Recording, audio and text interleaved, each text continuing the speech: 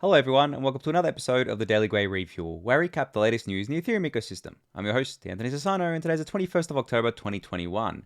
Alright everyone, let's get into it. So, we briefly hit all-time high on the ETH USD pair today, just before actually. Very briefly though, you can see here on Coinbase, it basically just touched it. And then we immediately dumped off it. And what was, like, you can see here on the 1 hour candle, like, we basically touched it and then dumped all the way back to 4100-ish and kind of haven't gone back to all-time high at time of recording just yet. But the most hilarious thing about this is that I put out a tweet saying, "Welcome back to all-time high, ETH, we missed you." And then literally, it would have to be like 15 seconds later, I just replied to the tweet with, "Oh shit, lol, oh fuck, lol." Because like I put this tweet out and I was just like, I'm known for being a top signal. Like I actually had like a hunch that people were using me as like a counter signal to trade against. I mean, I don't know how much truth there is to that, but it happens so often that it can't just be a coincidence. And then it happened and I was like, yep, of course it had to happen. You know, ETH always loves to do this, right? Gives us the all-time high, and then rugs us. And the funny thing is, it wasn't actually ETH that dumped, it was Bitcoin. So Bitcoin just, I was looking at the charts and I just saw Bitcoin start dumping and I'm like, no. And then it dumped and I was like, oh my God, no, I've done it again. So, I mean, it's good that I can laugh about it, I guess. But like, this just feels like a leverage clear to me. The leverage in the system was getting high again. People feeling euphoric, kind of levering up because BTC broke through its all-time high and ETH, I mean, touched it and now it's come down off it. So, I mean, I don't think this is anything major. Like, leverage clearing always does this. I mean, every time you see something like this, it's basically people getting liquidated. A lot of the time, because of the fact that when people get liquidated, that kind of has to be sold into the market to kind of cover the debts and stuff like that. So you see these sharp drops. Hopefully, by the time you guys are watching this, we're well and truly into the all-time high. But I mean, outside of that, outside of me being a top signal, it's just good to see ETH back above $4,000 in general, right? Like, it's been almost 6 months. I think May 10th was when we hit the all-time high last time. And people were kind of like debating over the last 6 months.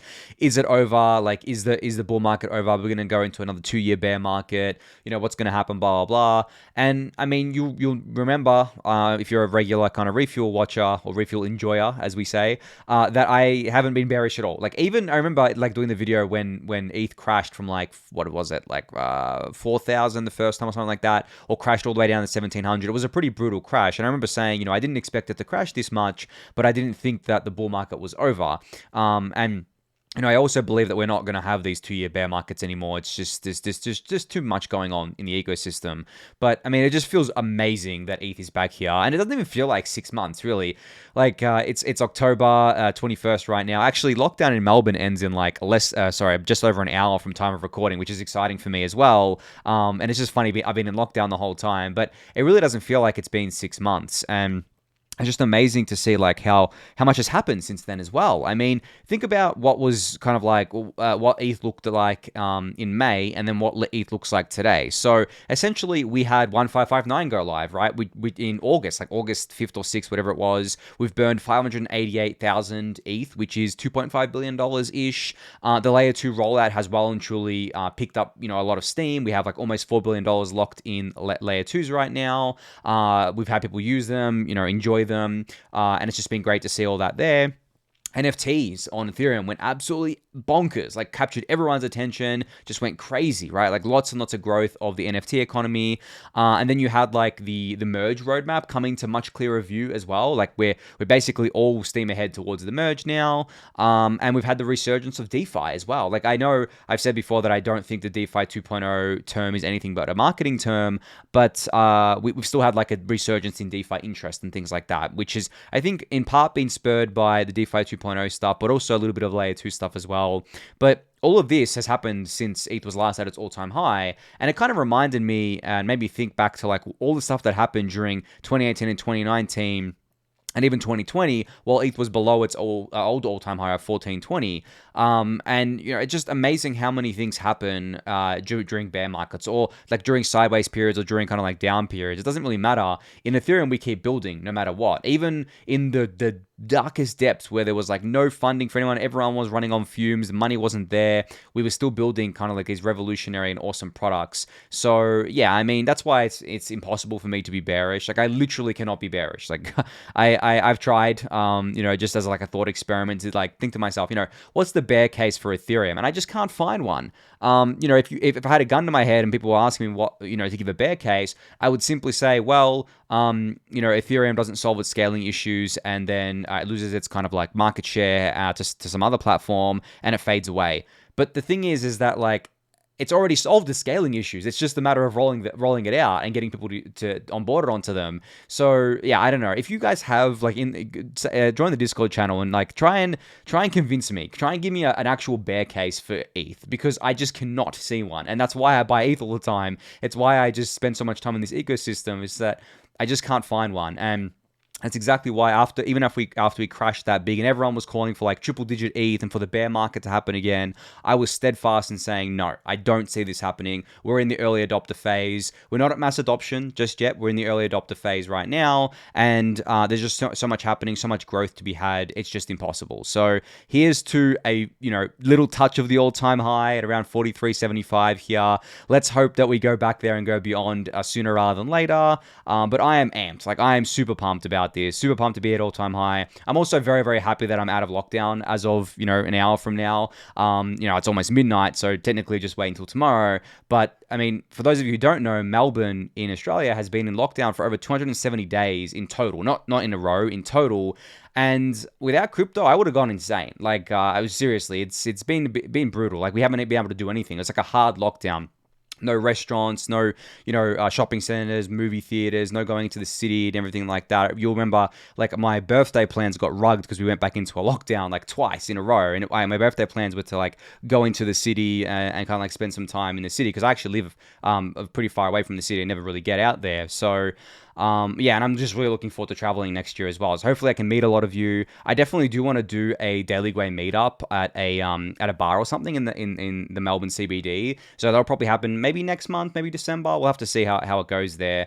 I saw that kind of like even interstate travel is going to be opening up in November as well. So looking forward to seeing people there. But anyway, I'm going to move on to some other stuff to talk about today. So client diversity. So Michael Sproul, who you will remember that I featured his client diversity threads on the Refuel before, he basically put out a tweet thread, an update for client diversity on the ETH2 mainnet. Now, you can read this thread. It'll be linked in the YouTube description. But one chart that really caught my eye was this one. So, you remember how I told you that Prism has like a lot of network share, right? They had like at 70% at one point, which was bad. We don't want them we don't want any one client having more than 66% or even close to 66%, which is 2/3 of the network, for the reasons I've outlined previously. And you can see here that the efforts that we've been making to improve client diversity have been having an impact. You can see that Prism has been going down. So from the 70% peak, it is now under 60%, which is awesome to see. And then you can see that Lighthouse has been growing a bit as well. It went from if just eyeballing it here, it seems about 17% to almost 19% now. And then I think uncertain and unknown have been growing too. Now, obviously, it's kind of like impossible to get a 100% clear view of the entire network and of client diversity and things like that. But it's just great to see like the fact that we're getting better at this, and we've got a way to track it too. Like Michael's doing amazing work here, being able to track this sort of stuff, because we definitely need to know these for network health, and we definitely need to keep track of it. And we also need to just keep encouraging everyone to run minority clients like Teku and Nimbus and even Lodestar at this point. And I mean, even Lighthouse, but the thing is, Lighthouse already has a pretty big market share, I guess, like at 19%. But I mean, compared to Prism, it's very small. So definitely any of the other clients will do right now. And as I've said before, that's not to say that Prism isn't an amazing client. It definitely is, right? And that's why people use it. They're an amazing team. They've got an amazing onboarding process. But we definitely, the other teams are just as good in my eyes. They're just as good. Their clients are just as good. You're not going to make less money by running one of the other clients or anything like that. So yeah, once again, encouraging you all to run a minority client or change to one if you're staking on your own, and encourage your staking service provider to also change away from the majority if they are using a majority client. But yeah, go read this Twitter thread from Michael. It's got a lot of other great info in it as well.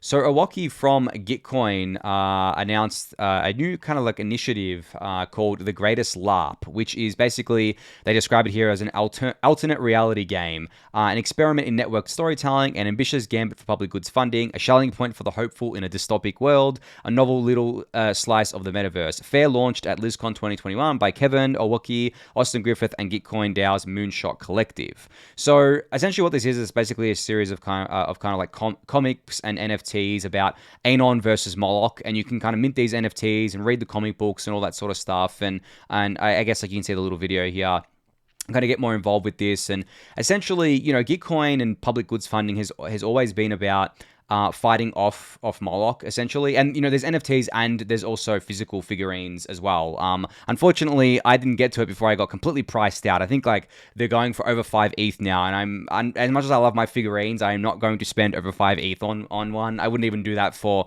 like a one-piece figurine. All the ones behind me are one-piece figurines. That's a lot of money, like 20 grand, right? 20 grand US for kind of like figurine there. But it's still pretty cool to see this. It's cool to see. You know, the thing is, the Moloch stuff came from, like, the bear market, where essentially people felt like the money wasn't going to the right kind of like initiatives. The money was going to the wrong people, the wrong kind of projects. I mean, it came off the back of EOS raising like $4 billion in their ICO, and EOS amounted to nothing. And as I've said before, the EOS, all the ETH that they raised, they sold it and they bought Bitcoin with it. So it really extracted a lot of value out of the Ethereum ecosystem. And you know, because of that, like, it just birthed kind of like this thing where we're like, okay, we need to do better with public goods funding, especially. Gitcoin came along. You know, Gitcoin's mission is to defeat Moloch, is to kind of like defeat the god of Moloch, and to make sure that we can fund the right kind of projects and initiatives out there. And it's great to see them doing kind of like more experiments like the greatestlarp.com, which you should definitely check out. Read the comics. They're actually really good. You know, you can order yourself if you want to spend the money. I mean, I think there's only like 5 of these things, the physical statues, or you can pick up the one-of-one NFT. I don't know if it's still for sale, if it's still being bid on or whatever right now. But yeah, definitely go check it out, because you'll be able to support Gitcoin grants. And as you guys know, I'm a big proponent of Gitcoin and Gitcoin grants and all that sort of stuff there. So definitely check it out if you haven't already. So Yuga from Coinbase here, who I've talked about before, put out another tweet today basically saying, the EIP 1559 transaction pricing algorithm we developed for Coinbase consistently outperforms all other major exchanges, saving us and our customers thousands of ETH. So he's basically highlighting a dashboard from that Trent Van Epps put together, the one that I highlighted the other day. And I think my camera's cutting it off a little bit here. Oh, actually, there you go. You can basically see here that on the right-hand side, you've got like a list of exchanges. Coinbase is in black. And then the rest of them are in different colors, and you can see how much money Coinbase is saving by using kind of like 1559 style transactions and having their own little algorithm that allows them to kind of like save themselves and users money by using this. And you can see the other ones that haven't implemented it yet, like Binance and KU Coin and a bunch of the others. They're much worse off. I mean, just eyeballing it here, that orange looks like Binance. They seem to be way worse off. Like much like their medium priority gas fee can vary between 50 to 100 for Coinbase. It looks much lower than that for the medium priority gas fee. So yeah, great to see 1559 working as intended and giving exchanges, which obviously process a lot of transactional activity on the Ethereum network, giving them a way to save money as well. So I mean, this has been like I guess like a narrative buster for people who out there who said, oh, 1559 increased gas prices for everyone, it's really bad, blah blah blah. I've talked about it in the Refuel numerous times about why that wasn't the case at all, and it's just great to have some hard data around this and actual proof that you can just like irrefutable proof, because it's all on chain, that you can show people and basically say, look, how can you say that 1559 increased gas prices and actually made it a worse user experience when you have the biggest exchange in the US and one of the biggest in the world telling you that they're saving money since 1559 transactions kind of came into play here. So yeah, I mean, this is the stuff that I always reference whenever someone kind of comes to me with a question and asks me about 1559. I always say it wasn't 1559 that increased gas prices. It's just the fact that it went live the same time as the NFT kind of boom took off, and we had essentially all these kind of things play out at once. So network demand went crazy, and 1559 obviously, I think helped with that as well, because it actually made it so that you barely have to speed up transactions anymore. I don't think I've sped up more than maybe a handful of transactions since this went live, and I do a lot of transactions. So yeah, I'm just amazing to see some hard data around 1559 and the user improvements outside of the fee burning. Like, I always love to see that. All right, so, and on a follow-up of that, like Trent here basically said that wallets and exchanges that don't support Type 2 transactions or 1559 style transactions are significantly overpaying on their priority fees, up to 10 to 20 times. So as I just said before, you can see in this chart like the overpayments here, but Trent actually quantified it up to 10 to 20 times by not using 1559 style transactions. That is not negligible, right? That's huge. Huge cost for users, huge cost for exchanges. I don't know what these exchanges are doing, but they need to get on board. It's not even hard to do, like, unless they've got like a really bad system. But the thing is that Coinbase has actually been notoriously known for having a lot of legacy tech and a lot of old tech because they've been around for so long. So it's surprising to me that a newer exchange like Binance, and maybe is even FTX on this list? No, like Binance is probably, I guess, like the one of the newest tier and the most premier exchange. It's just, I mean, it's funny to see that, but. And the thing is that like those tips aren't being burned either. Like if it's a priority fee is the tip, so that's not being burned either. That's just going straight to miners. So unless Binance likes that and wants us to keep paying miners more money and hurting their users, who knows? But yeah, I hope they get with the program pretty soon. So Alchemy, basically a platform for, so the easiest way to describe Alchemy is that it's very similar to Infura. It's basically full node infrastructure for Ethereum, for other chains, and they're very, very popular. But they put together this thread today where they basically are publicizing metrics on some of the crazy growth they've seen within the Polygon developer ecosystem. So you can see here thousands of teams and applications already built on Polygon, and the number of active developers is growing 2 times every couple of months. So you can see teams using Polygon doubling every 2 months. It was basically near zero in June. Now it's up to over 2,000 in October 2021. And then you can see month-on-month usage growth reaching 145% as of October. And a bunch of other kind of like stats around here. About 40% of projects are using Polygon and Ethereum in parallel, while 60% are building on Polygon alone, suggesting that there may be a healthy future for Polygon as both a complement to an Ethereum as an ecosystem in its own right. Now, the cool thing is about this is that, as I've mentioned plenty of times before about Polygon, and again, disclosure, I'm an advisor, but as I've mentioned plenty of times before, Polygon isn't just the POS chain. Obviously, this is all pretty much around the POS chain, but they have these suite of scaling solutions that they're developing and have launched before, like Hermes is live now, EY Nightfall is live. They have a lot more coming on the ZK front.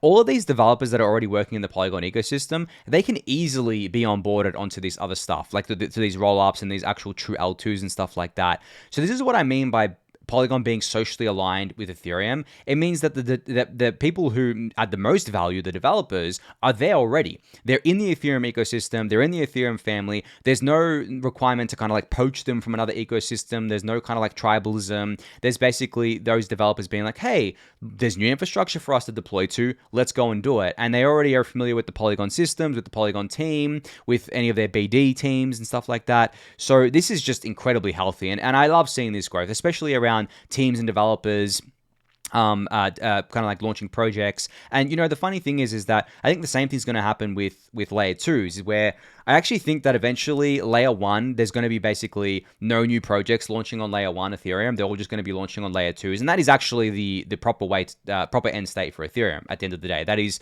not not something bad. But it's interesting to see that's already been happening with Polygon, because we all know Ethereum layer 1 is not a cheap place. It is a very expensive place. And I've spoken about modular blockchains ad nauseum. I'm not going to go over it again, but that's okay, right? And then there's we have StarkNet going live in alpha on mainnet next month, OVM 2.0 going live later this month, and I'm sure they're going to remove the whitelist. Arbitrum keeps growing. There's so many of these projects going to layer 2s. that I do believe that eventually, maybe even within the next year, we won't see many projects launching on layer 1 Ethereum anymore, which will actually be fantastic because we want users to have a nice first experience with Ethereum. We don't want them going to Ethereum layer 1 and seeing like a $50 Uniswap transaction fee as their first interaction with Ethereum and then being like, what the hell is this crap, and going using something else. We want them using layer 2. We don't want them to kind of like have to experience the layer 1 high price there. So yeah, really, really cool to see this kind of, and I guess like shout out to Alchemy for putting together this thread here.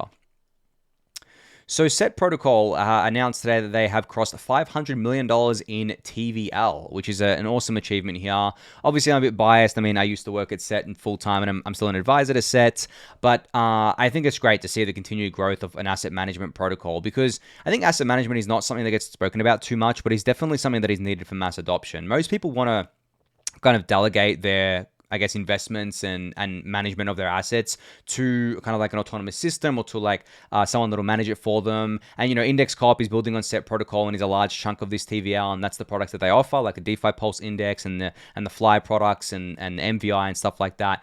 So all that sort of stuff, kind of like taking it together, you kind of like get this TVL here, which is 500 million. So I guess, yeah, congrats to them on that. If you haven't checked out, Set's products themselves or Index Cohler's products, I highly recommend doing so. Obviously, as I said, I'm biased because I'm close to the teams, but they build awesome products, and I kind of like recommend checking them out.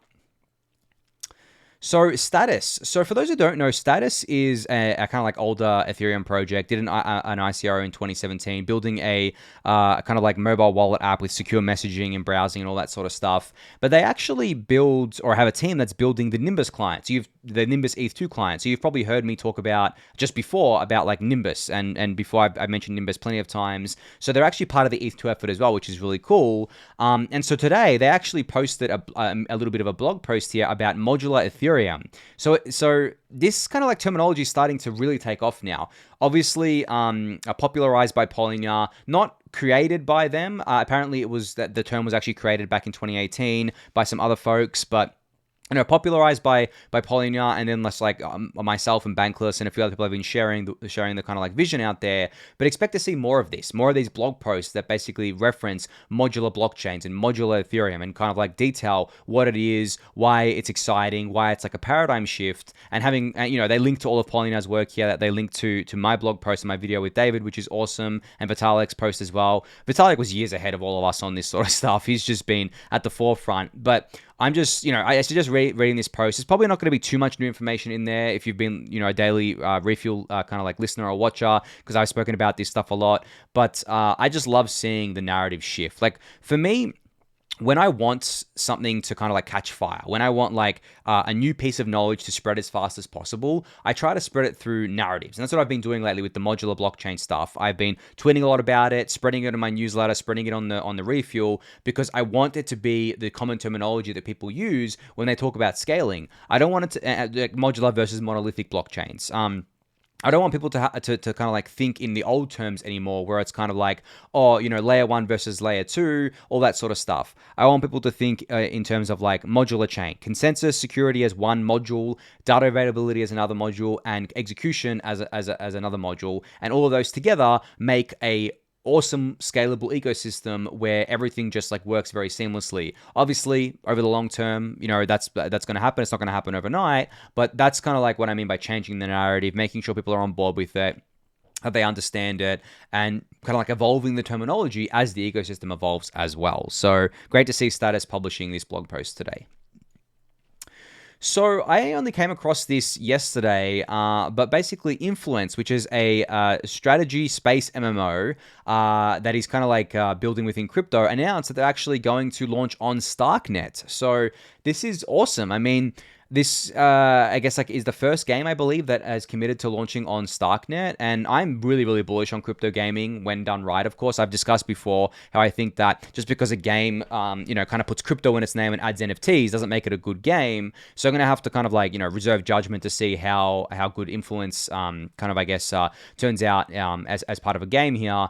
But it's just great to see that they've announced that they're launching on StarkNet. So And they detail here, what does this enable for players? Obviously, high scalability and low fees, instant actions, deeper mechanics, and crew assignments as well. You can read kind of like these blog posts for more detail on all of that there.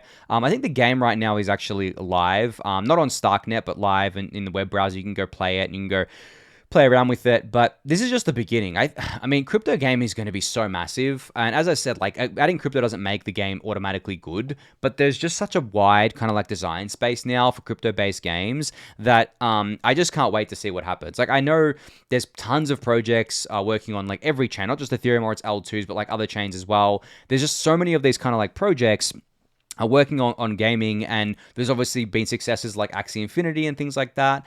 But I mean, we've really only scratched the surface of what's possible here. And as a huge kind of like former gamer, like I don't have much time these days, but I do play games from time to time still. I really want to see someone crack that nut of making a really, really good game. Doesn't feel like you're grinding, while also incorporating kind of like crypto into it, NFTs into it, play to earn mechanics, and making it so that it's viewed like by the mainstream and played by the mainstream. Because right now, even Axie Infinity, for example, is not considered a quote unquote mainstream game, even though they're massive, right? They're absolutely massive. I would say that it is not considered something that I see talked about like on just like mainstream places. Like it's not talked about really too much in the mainstream media. It's not talked about in the mainstream gaming channels that I frequent, all that sorts of stuff. And that's not because it's a bad game or anything like that. It's just because we haven't crossed that kind of like threshold yet. But I think we will. And I think more and more games coming out will do that and get more people interested. And then it'll just be a snowball effect where eventually maybe it'll take a few years to get there. Maybe it takes 5-10 years to get there. But eventually it'll be weird to launch a video game without having some kind of crypto element, tied to it. Now, the thing is that I can see the dark side of this as well, where basically these massive game companies see this and are like, okay, well, we can make a lot of money by doing this. How do we just abuse the game, and how do we like make a quote unquote good enough game, but add all these play to earn features to it where we can suck as much money out of the player as possible? It already happened with mobile gaming, right? Where it's basically in-app purchases everywhere. These games make billions of dollars a year. They're quote unquote free to play, but they have people that pay a lot of money to play them and to advance in them. And they're basically engineered to be money sinks. They're more like, I guess, like a slot machine than an actual video game. I am weary about that happening with crypto gaming. I actually think it will happen, or it may already have happened, to be honest. But at the same time, you got to take the good with the bad, right? There's going to be a lot of good. It's probably going to be a lot of bad. Just the same with the tokens that we see, right? All the tokens. I mean, there's plenty of token scams out there, but that doesn't take away from the legit projects doing their own token and having their own token and stuff like that. And, there's plenty of rug pulls and other things like that out there. But again, that doesn't take away from the legit projects. So from that point of view, I'm excited to see, where the crypto gaming kind of like space goes, but I'm also cautiously optimistic. I think there's going to be a lot of scams, unfortunately, but I guess in crypto, we're used to that by now, right?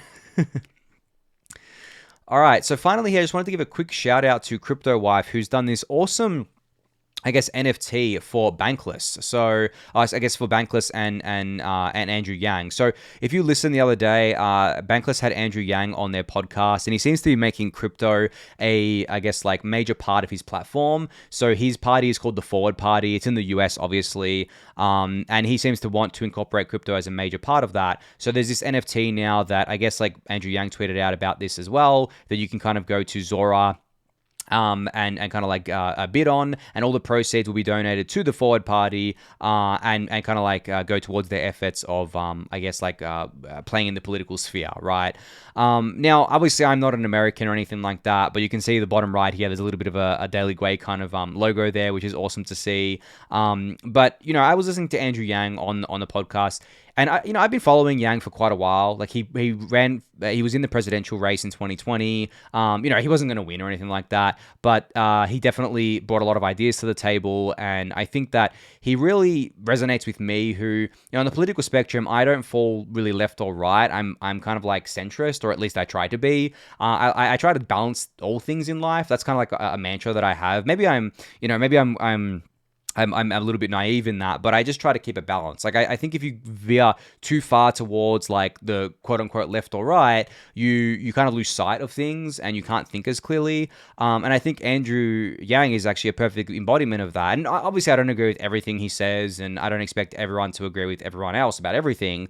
But like I'm really really happy to see that the crypto space is just getting more representation within the political sphere. It's not just been kind of like Andrew Yang. There's been a bunch of other kind of like, I guess, politicians in the US stepping up to the plate, embracing crypto, making it part of their platform. But Yang has a pretty big platform, and he has a big platform with a lot of people who are definitely more on the kind of like progressive side of things, where they're already kind of like really big fans of all the technology that's happening, all this space travel, kind of like anti-aging tech, all the kind of futurist stuff you always hear about. So it's great to see him kind of like embracing crypto as part of that as well. And the Bankless guys, David and Ryan, have done an amazing job, kind of like I guess talking to him about it, getting him on the podcast, keeping him involved. And David in particular, I think, has been a massive proponent of Yang since last year as well. So yeah, if you want to bid on this NFT, I'm not sure if bidding is still open, but you can go check it out anyway. It's on Zora and it'll be linked in the YouTube description.